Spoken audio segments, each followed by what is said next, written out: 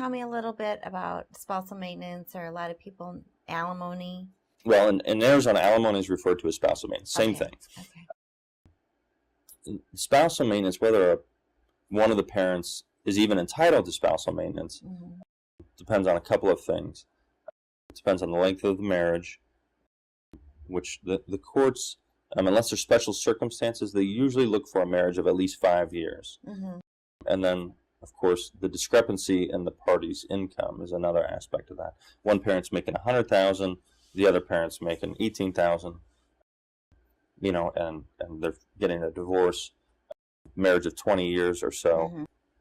The party with the lower income obviously has become accustomed to a way of life and has expenses and needs at least some time to get back on her feet. Spousal maintenance, unless it's agreed to otherwise, usually won't go on forever.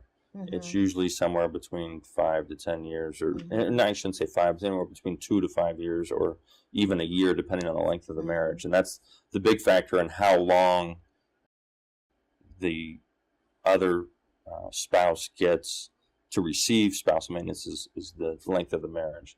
Someone in a marriage of 5 years is not going to get alimony for 5 years. And as to the amount, there's 8 factors that the court looks at when deciding how much to award in spousal maintenance, and they are things such as, obviously, the discrepancy in the parent's income, but they will look at what are the expenses, the reasonable expenses of the spouse receiving it, the ability of the other spouse to pay it, the length of the marriage, and then some other factors such as, did wife stay at home with the kids while father got an education, got his master's degree, got his law degree, whatever, and graduates law school, starts making, ridiculous amount of money, and then divorces wife. That, that's going to play a factor in how much and how long spousal maintenance is awarded. But you have to first overcome the hurdle of whether the spouse is entitled to it or not. And this goes to child support as well, whether or not one parent or one of the spouses is earning their potential.